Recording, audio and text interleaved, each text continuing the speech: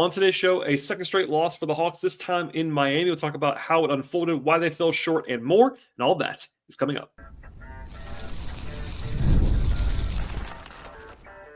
You are Locked On Hawks, your daily Atlanta Hawks podcast. Part of the Locked On Podcast Network. Your team every day. Hello, friends. Welcome to episode 1940 of the Locked On Hawks podcast. I am your host, Rowland, coming to you on a Thursday evening into Friday here near the end of March. And today's podcast is brought to you by the folks at FanDuel Sportsbook. And right now, if you're a new customer, get $200 in bonus bets when your first $5 bet wins at FanDuel. The place to go is FanDuel.com to get started. I also want to encourage you at the top of the show, as I always do, to make us your first listen each and every day here at Locked On Hawks. Check us out and subscribe to the podcast anywhere you find your podcast. That includes YouTube and Apple and Spotify. And again, anywhere you find your podcasts. Today's podcast will be diving into what became a 122-112 loss for the Hawks in Miami, their second loss in a row to begin a 3-game road trip. Not what you want, of course, if you are Atlanta. Although this is definitely a game that was had some highs, had some lows, a big lull in the middle that we'll talk about quite a bit on the podcast. And not one of the worst losses of the season. In recent days, probably the last 10 days, I've done a show that included the best wins of the season that actually dropped on Tuesday into Wednesday. I believe it was something like that. And also last week, I did worst losses. This is neither one of those things, in my opinion, but it was a game that was frustrating along the way for Atlanta. It worked with some hot shooting from Miami and not a great performance from the Hawks in the middle of the game by any means. And the end result, despite the Hawks being a very small underdog in the betting market at FanDuel in this game, the Hawks lost this one by 10, and that was probably the correct result, all things considered. Atlanta led this game by 14 points in the first quarter, and then by actually 7 points late into the first half. Then they got absolutely smoked for about a 10-minute period. From the end of second quarter to the beginning of the third quarter, the Heat went on a 31-3 run. One more time, a 31-3 run in this game. If that's all you knew, it's hard to even compete. The Hawks were actually in this one till the end because they played really well at the beginning and really well at the end, at least to some degree in this one. But the middle of that, it got away from them in a big way, and we'll talk about that more when we arrive. But for me, it was the defense that had more problems for the Hawks in this game. They had a 126 defensive rating in this one, meaning that the Heat scored 1.26 points per possession in the game. And really the problem was after the first quarter, it was like 135-ish for the Hawks. They had a very, very rough defensive performance after the first quarter. Miami, this is part of it, and I would say the biggest part of it. I'm not trying to absolve the Hawks because they are part of the problem here, but the Heat were 16 of 24 from three-point range in the final three quarters. That is 66.7% from three. 16 of 24. So anytime you have a number like that, even in the NBA where guys are incredibly talented on all sides and professionals, no one shoots like that and has it be sustainable. It does not matter if it's the most wide open shots that you've ever seen in your life. No one would shoot that on a large sample size. So on one hand, you tip your cap to the Heat. They made a ton of shots in this game. On the other hand, the Hawks were not very good defensively. Both can be true at the same time, and in this case, both are true, having watched the game live, and then again after the game in replay fashion, the Hawks did not defend it well enough, I didn't think, in this game. And they were punished by some scalding hot shooting from Miami. In fact, no one on the Heat roster didn't shoot well in this game. 4 of 5 for Davion Mitchell, 3 of 5 for Haywood Highsmith. Paul Larson made his only 3 points out. Tyler Hero was unconscious in this game. Alec Burks 3 of 6. The list goes on and on. The Heat just shot the cover off the ball from 3-point range in this game. Now, it isn't only that. To be very clear, the Hawks were not good enough defensively, period. It was just magnified because the Heat were, again, unconscious. Elsewhere, defensively, they were okay inside the arc, about 52% allowed from 2-point range. They're actually pretty good at the rim in this one. Miami only had 42 points in the paint. The Hawks did a decent job walling off against a bigger opponent in Miami. There is something to be said for the Heat started to break the Hawks down a little bit near the rim and it has some spray outs, kick outs to open shooters. That did happen a lot in the second half, but I thought the Hawks, as we get into later on, played small most of the game and actually held up okay in the areas where you would be worried about that. For example, defensive rebounding, rim protection, etc. Those were not really the problems in this game. It was the other stuff for the Hawks. They did a pretty good job not fouling a ton. Only 23 attempts allowed. That's about a league average number, but that was still 9 more than the Hawks took in this game, which is tough. They had 14 turnovers created for the Hawks. The Hawks had 10 steals. All that's like very normal stuff. And again, on the defensive glass, they were actually really, really good. They only allowed 7 offensive rebounds the entire game. Even on a good shooting night for Miami, that's a very good number, but they couldn't get over the 18 of 33, 55% there for the Heat from three-point range. And one more time, 16 of 24 in the final 3 quarters of this game. And when your opponent does that, you are going to have a hard time winning. Doesn't mean you can't win, but it's going to be tough. And it was tough for the Hawks on that end of the floor. Offensively, it was interesting because the Hawks shot the ball themselves quite well in this game. Not often do you see a team shoot the ball as well as the Hawks did and actually not win the perimeter shooting battle or even the shooting battle overall. The Heat ended up with 67% true shooting in this game. The Hawks were actually at about 63, 64%.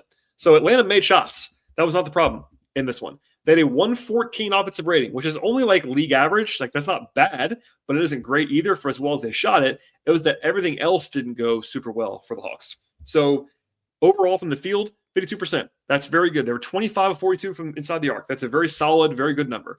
They were 18 of 41 from 3 in this game.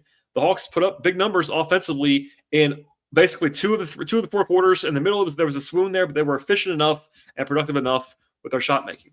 It was the support stuff, the margins, as I like to call them. They only had 11 free throw attempts in the whole game. That's not enough.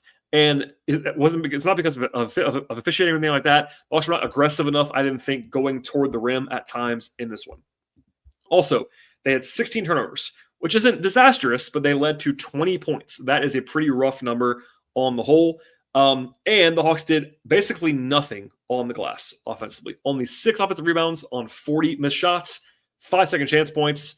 So as well as the Hawks shot it, they were to be basically having a pretty much elite shooting performance and still only score at a league average rate. That means you're pretty bad everywhere else, and they were pretty bad everywhere else in this game. And they had some decent balance. Trey had a big game offensively, individually. They got 14 or more points from Krejci and Okongwu and LeVert and Mann. No one was like a disaster offensively for the Hawks in this game individually, but it just wasn't enough to overcome the defense. That's why I led the podcast with the defensive shortcomings is that, yes, against Miami, this is not your older brother's Miami. This is a Heat team that's not exactly the most stout defensively. They are creative.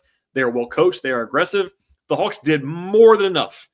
I covered a lot of these Hawks Heat games in recent years where the Hawks have had trouble scoring against Miami.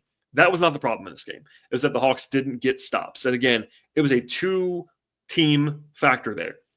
The Heat played great offensively. And by that, I mean they shot the heck out of the ball. Tyler Hero weighed everything in this game, for example. The Hawks were not particularly good too. Throw it all in the fire, and the Hawks were on the wrong end of this one. So big picture, obviously a frustrating loss to some degree for Atlanta, especially after a loss on Tuesday in Houston that was much more expected, quite honestly. This is a game that was more of a coin flip. As I said on the show yesterday, coming in in the betting market, the Hawks were a 1-point underdog at FanDuel. That means for all intents and purposes, the Hawks are a coin flip to win this game. Miami was at home, yes, but the Hawks are at least slightly better in my opinion overall. So that balances it out. And the Heat just won this one. So we'll get into how the details unfolded in a second. One small bright spot in the first segment is that the Orlando Magic lost a home game tonight to Dallas. So that was a little bit of a gift in the Southeast Division / number 7 seed race. So the Hawks are still right now leading as of Thursday night into Friday, leading the Southeast by a half game. I will say, though, the Bulls won again. And now the Bulls are firmly in the race now for the first time in a very long time. Atlanta's only 2 games up on Chicago. They've won 4 games in a row, and the Hawks are 3 games up on the Heat at this juncture. All right, more to come on the podcast, including the ins and outs of this one. And at the end of the show, my player-by-player evaluations. But first, a word from our partners on the podcast. This show is brought to you by FanDuel Sportsbook. March Madness is here, and they're giving you a chance at FanDuel to get on the action like never before. FanDuel is America's #1 sportsbook, and right now, if you're a new customer, get $200 in bonus bets when your first $1 bet wins at FanDuel. That's $200 extra to use on everything from buzzer beaters to Cinderella stories and everything in between. Plus, even bet on which team's going to cut on the nets at the end of the process. I have my eye on lots of things right now at FanDuel Sportsbook, as I always do when it comes to point spreads, totals, player props, game props, feature bets, live betting, same-game parlays, and so much more. And beyond college hoops, there's plenty of other stuff to get into as well. Headlined by the NBA, of course, NHL, baseball, they have football, golf, tennis, soccer, auto racing, MMA, all that stuff, and much more is at FanDuel Sportsbook. And tournament games happening each and every day, pretty much right now. There's something all the time to bet on that's very exciting at FanDuel, and the app is really simple to use as well. When you win, you get paid instantly with no waiting around for your money.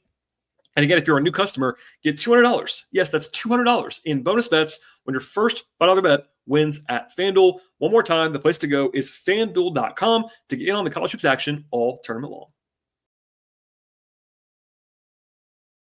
All right, and we'll dive in now to how this game kind of unfolded. And first things first, on this front, the Hawks made a starting lineup change in this one that was not shocking to me, nor was it like the easiest thing to explain, but I'll try to right now. Mo Gay had started the previous 11 games for the Hawks, but he did not play in the second half at all on Tuesday in the loss to Houston, and the Hawks decided to go with Vit Krejci in the lineup in place of Mo in this game. In fact, Mo didn't play at all. Now, I was not surprised. Fans were more surprised, and I get why. He had played 11 straight games, he had started 11 straight games, all that stuff, but what I've been saying is, Mo Gay has been starting, but Quinn Snyder has shown repeatedly this season, dating back to DeAndre Hunter, dating back to Bogdan Bogdanovic, et cetera, that they're not always going to start what they believe to be their best 5 players. At no point, if I were to give Quinn Snyder truth serum in the last 11 games or the last 20 games, would he have said, I believe Mo Gay is better than Georges Niang, for example. That's just one example. But Georges Niang is the backup power forward right now. He's really the starter in terms of like the actual role he is playing. Mo is starting. Now, you don't have to love that approach. I am a firm believer, have been dating back well before Quinn to Nate to Lloyd, etc., that I don't think the starting lineup matters as much as everybody else tends to think that it does. But that was a notable change today. They went with Vit. The Vit minutes actually went okay in this one overall. They were smaller than they usually are. I think people were confused by that because Miami starts pretty big with Bam Adebayo and Khalil Ware playing together, basically 2 centers. But Miami basically, they have a interesting lineup construction all of their own. And the Hawks have struggled in the past dealing with Miami's ball pressure and not having outlets for Trey to operate with. So I think the Hawks kind of chose to have a little bit more ball handling, a little bit more passing, a little bit more creation on the floor offensively. And there were mixed results of that. That was kind of what I thought was probably the thinking behind what Quinn was doing there. And Atlanta led 18-4 to begin the game. So it was hard to say that it didn't work necessarily. A couple of threes from Risacher and from Krejci. Trade a couple threes to go up by 14 points. The Hawks play with really, really good pace to open the game, which you kind of need to do against a team that is bigger than you, as the Heat were early on. I will also say this. The Hawks were up by 14 points. They were not outplaying Miami to that degree. But in the first 8 minutes, the Hawks were scalding hot, shooting-wise. And Miami is actually cold. And from that point forward, it flipped almost entirely. But just to be fair and kind, the first 8 minutes when the Hawks were up by 14 points, they were not dominating the process of the game. They were out shooting the Heat quite a bit, and the Heat were cold. Anyway, rotationally, like I said before, Mo Gay did not play, so it was LeVert, it was Niang, it was Terrence Mann. Only 9 guys for the Hawks. They had 2 guys that were active, did not play. It was, of course, Garrison Matthews and Mo Gay. I will be interested to see, by the way, the Hawks played the Bucks on Sunday.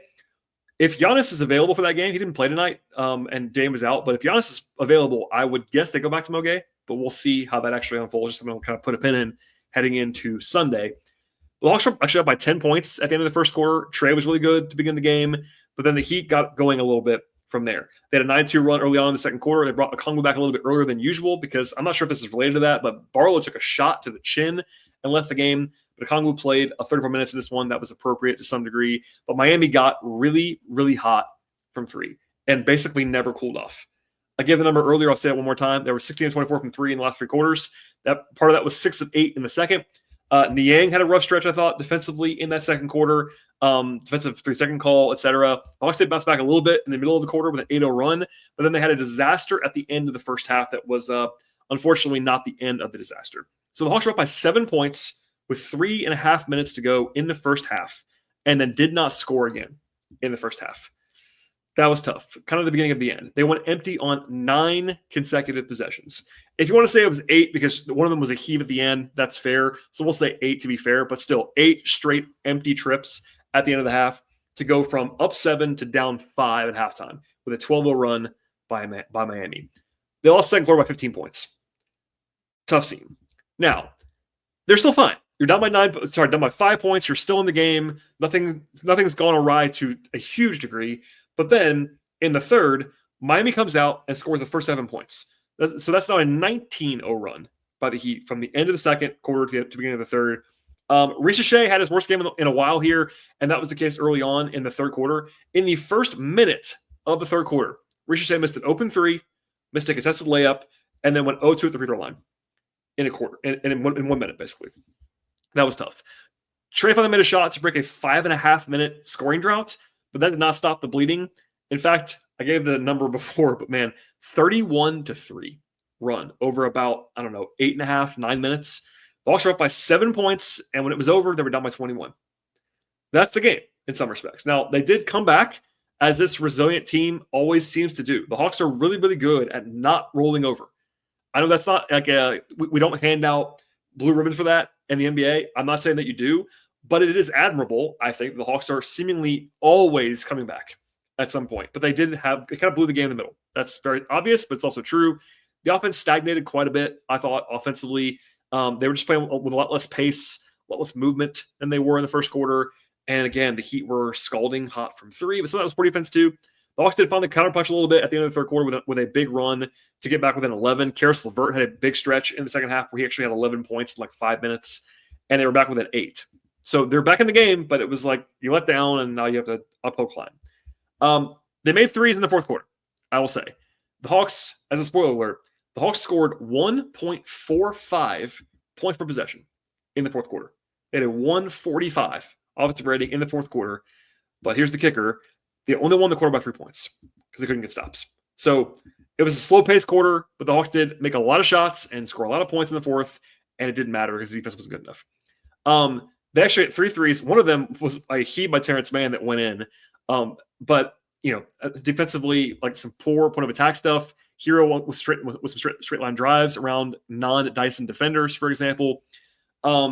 Trey had a 3 that was a big one to get back within 10. They closed small with Mann in place of Risacher or in place of Niang. Choose your own adventure there. The biggest shot of the game, though, was here. So I'll fast forward a little bit. I won't do the whole play-by-play for you. But the Hawks were back in this game, like firmly back in it, in all capital letters, down 5 with about 2.5 minutes left, something like that. 5-point game. He'd have the ball. And the Hawks played really, really good defense on this play. But Tyler Hero, who had been great in this game, I'm not the biggest Hero fan, I got to be honest with you, but he's having a really good season, and he was really good in this game. He had a very tough, like 29-foot step-back 3 over a Kongwu, and when that went in, it was kind of like, all right, it's probably going to be the Heat's night. If that doesn't go in, the Hawks have the ball down 5 with 2 minutes to go. And obviously you're still underdogs there, but you're down 5 with the ball. You are firmly in the game. But instead, it went in. Now it's an 8-point game, and the Hawks have to be perfect from that point forward, and they were not. So the biggest sequence of the game, I would say, the biggest stretch of the game, was that monster run by Miami. In the big picture, you could say, and I probably would, that the Hawks did lose the game in that stretch. But the biggest single shot of the game, in my view, was that Hero shot. And again, I would argue probably the Hawks didn't, quote-unquote, deserve to win it after that middle stretch. That's fair to say, I think.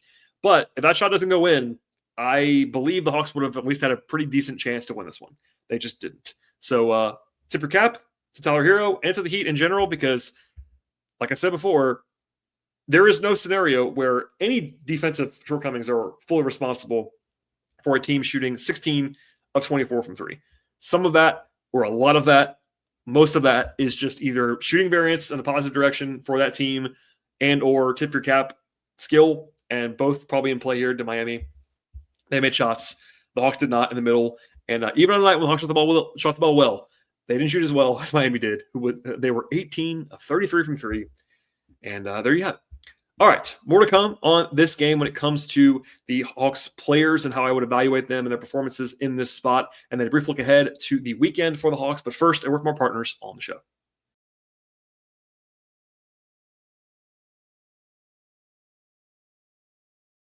All right, we'll dive in now to the player-by-player evaluations in this spot for Atlanta. 9 guys played for the Hawks in this game. Mo Gay did not play. Neither did Garrison Matthews. The guys who played the fewest were Dominic Barlow and George Niang. Barlow played 14 minutes off the bench, 4 points, 2 rebounds. I thought Dom was fine. He wasn't great, but he was better in this game than he's been at times recently. He wasn't a glaring weakness. The Hawks actually, again, only -2 when he played in a game that lost by 10. So Dom did his job. He plugged the hole a little bit, got drilled in the face at one point. But other than that, he had a very solid game. Nothing great, nothing terrible. And there you go. Niang was quiet, 5 points in 14 minutes, 3 rebounds. I thought defensively he was pretty shaky in his minutes, but offensively the Hawks were cooking when he was playing, which is totally fine. Terrence Mann, 14 points in 27 minutes. He shot the ball well from the floor, as most guys did in this game. Had 2 steals, a rebound, and an assist.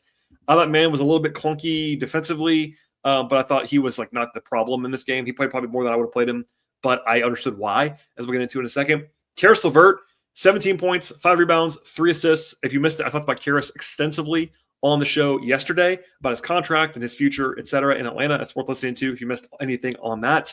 He's been a little bit cold from 3 in recent days. He is now 5 of his last 21 from 3, despite being 2 of 6 from the 3-point range in this game. But he played pretty well, had a big third quarter to kind of get the Hawks back into the game, I would say. Again, pretty efficient 17 points, was totally fine. And the Hawks were +6 in his minutes in the game. Zaccharie Risacher.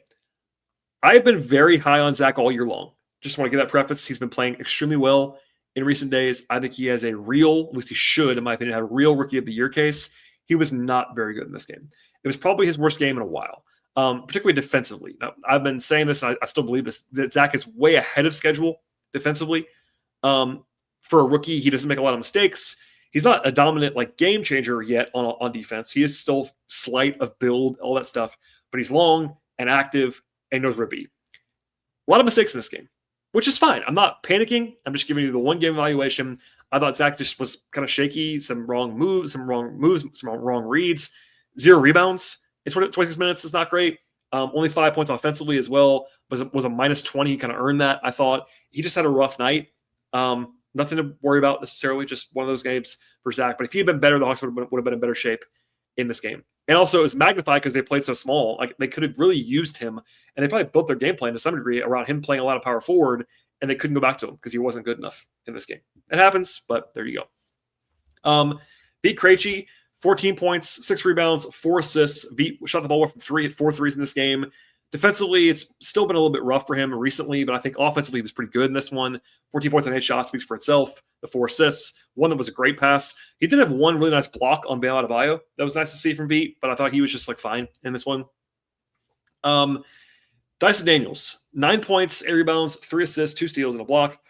Only 3 of 6 from 2, 1 of 4 from 3. It was a below-average offensive game from Dyson. I saw people saying this a lot already, and I think it's kind of crazy. People are like clowning Dyson for Hero having a big game. For one, the Hawks actually got stops with Dyson playing in this game. The Hawks were -1 with Dyson on the floor, -9 when he wasn't, and he wasn't always on Hero in this game as well. I thought there were some moments where Hero got going a little bit, but I thought Dyson was not the problem at all. Defensively, had some nice moments, 2 steals, had a block. He was active, was fine. Not his best work, nor his worst work in this game. Okongwu, 15 points, 9 rebounds, 2 steals. He was not super efficient, 15 points on 13 shots for the big man in this game, but he was just fine too. -8 in the game. Not explosive. I think defensively he wasn't the problem, but wasn't like a huge game changer either for Atlanta. And then Trae Young, 29 points, 12 assists for Trae. He was 4 of 9 on 2, 6 of 12 from 3. It was not a great Trae game, but it was a better than average Trae game against Miami. Like Miami's given him a lot of trouble in recent years, really his whole career. And this game, he was not like having a bad game. He scored a lot of points. Defensively, he got picked on a little bit in the way that he often does, but I don't think he was like a sole problem. So it was like more of like an average Trae game, despite the fact that he had 29 and 12 on good efficiency. It's just that he gave a lot back defensively. But yeah, -20 for him. It was mostly the lineups that were not really in his control that they got beat in. But yeah, he was on the floor for a lot of that run, so he gets the blame for that, which is fine. But I thought Trae was it was an average Trae game, nor was it great, just kind of what it was. Obviously this is one you want to forget as soon as possible. It isn't a disaster. Oh, one stat on Trae that I wanted to share because it came from Hawks PR today. Trae hit his 12,000th career point in this game. He is the fastest player in the history of the NBA to have 12,000 points and 4,500 assists in their career. Anytime you are the fastest to anything in the NBA, That is very impressive for a career, and he's not the fastest ever, beating LeBron to that honor, which is pretty impressive. Other thing from Hawks PR was Trae has now scored 12,000 points since he entered the league. So basically, he came into the league in the 2018 draft. This is year 7 for Trae.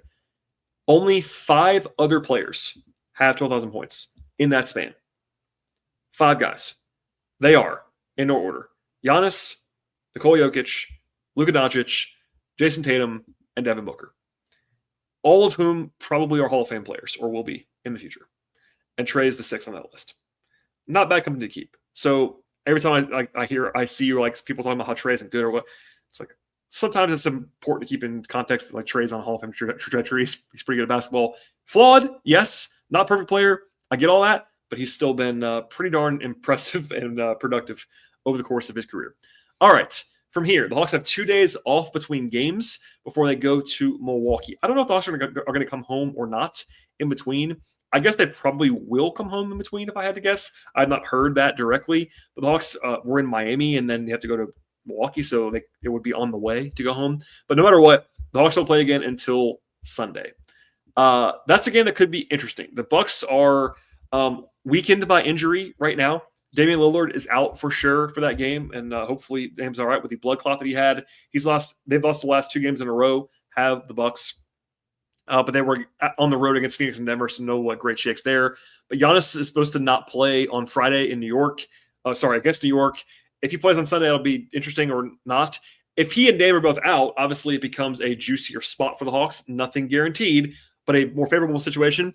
If Giannis plays, it's a road game against Milwaukee, and they're talented and good. By the way, this is their 5th time they will have seen Milwaukee this year, which is rare, but they played them also in the NBA Cup semifinals out in Vegas back in December. So that's why there's an extra game, a 5th game. It is 2-2 with the Bucks this year in terms of the matchup. So we'll have that covered as always on the podcast on Sunday evening. And in the meantime, that's all I have on this show. Barring a big news event of some kind that I'm unaware of right now, that will be the next show that we do. Will be Sunday night. I'll have a couple of days here to kind of go into the weekend. I have college basketball to cover on Friday night, et cetera, et cetera. But please go ahead and subscribe to the podcast. And if you do that, you will have every show delivered directly to you in your audio feed of choice, Apple, Spotify, et cetera. Also, we are on YouTube. If you subscribe there, you get alerted as well when we happen to drop a podcast in that feed. And please also follow the show on social media. We are on Twitter/X, Locked On Hawks. We are also on Blue Sky at my personal account, which is at BT Rowland. I'm also on Twitter myself on that account. And then if you want to follow my non-podcast work, it's patreon.com/BT Rowland. All right, everybody. Not the greatest night in the world for the Hawks on this Thursday. Hopefully they can bounce back on Sunday in Milwaukee. And in the meantime, thanks for listening to the podcast. I really do appreciate it. We'll see you all next time.